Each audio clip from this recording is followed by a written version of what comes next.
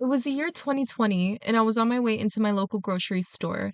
When I actually walked in, I quickly realized that everything was out of stock. From the meat section and the breads and things on the shelves, everything was out of stock.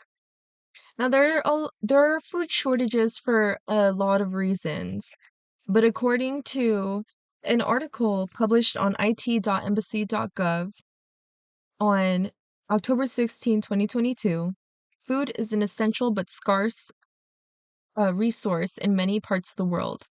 Global conflict, climate change, and even COVID-19 supply disruptions have only made the problem worse. First, I will talk about the problems that come with depending on other food sources for your food. Second, I will be talking about the causes of these problems. And lastly, I will be talking about the solutions. There are many problems when depending on other food sources for your food. First is the risk, the possibility of these stores actually um having food shortages, or even then them increasing their prices so high and for profits. According to an article published on www.ncbi.nlm.nh.gov on November 21st, 2021, panic buying is considered an unhealthy consumption pattern, and it can lead to supply disruptions affecting availability of retail and other products. Panic buying definitely occurred during the COVID-19 pandemic, and a lot of people were actually overbuying a lot of food that they really didn't need. And this left little amounts of food in stores for people, or even then, none at all. Imagine if you were one of those people that actually didn't overstock like the rest, and you left your family at risk of starvation and malnutrition.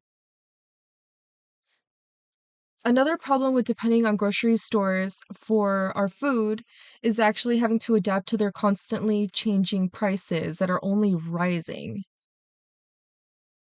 According to an article on www.washingtonpost.com on February 2nd, 2024, high grocery prices represent critical drain on the finances of tens of millions of people and remain, along with housing, perhaps the most persistent economic challenge for the Biden administration as it tries to convince Americans the economy is back on solid footing. Imagine you were trying to buy food and you quickly realize that you would have to choose between paying your mortgage or buying food for your family. This is something none of us want to choose over or have to choose, like, or decide which one is best because we want to be able to do both. According to an article on www.washingtonpost.com, published on July 3rd, 2022, rising housing costs combined with persistent inflation for basic necessities like gas and food have left more Americans newly homeless and even more fearing that they will lose their homes. People lose their homes for many amounts of reasons, but one thing is for certain that high food prices have contributed to this issue. Now that I have talked about the problems that arise when you depend on food sources for your food, I will now talk about the causes of these problems. The main causes to these issues are labor shortages and companies' attempts to rise or have increase their profits. An article on www.latimes.com, published on January 6, 2022, states supermarkets have been struggling to keep food fully stocked throughout the pandemic as a result of labor shortages that um, have been affecting the whole food system or every part of the food system.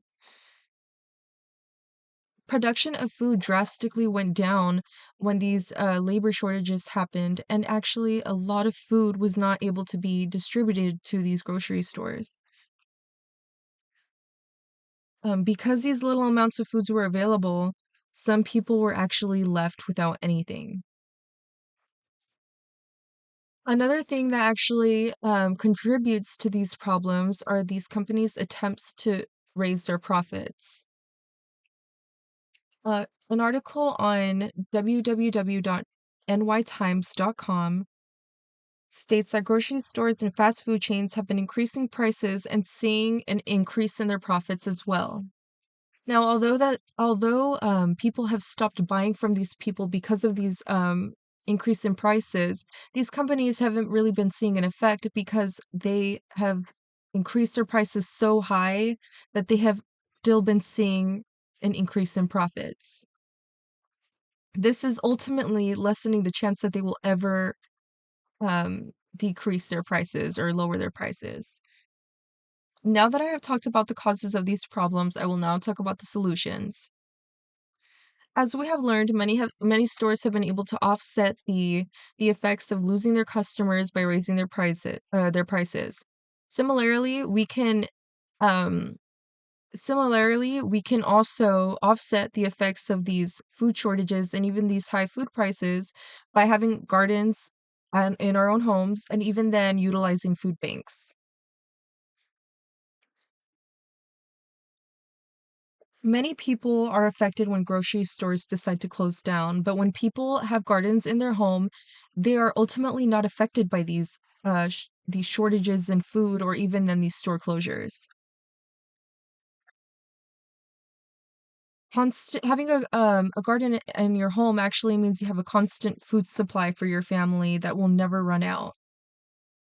It also means that you can increase your savings because you're not spending as much money as you often would be by buying your food at a grocery store. Another great resource for actually or solution to these problems are actually utilizing local food banks.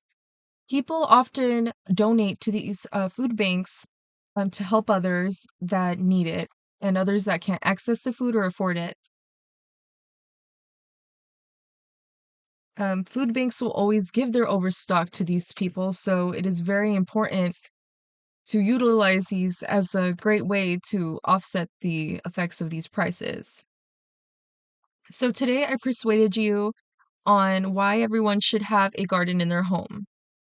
First, I talked about the problems that arise when depending on other food sources.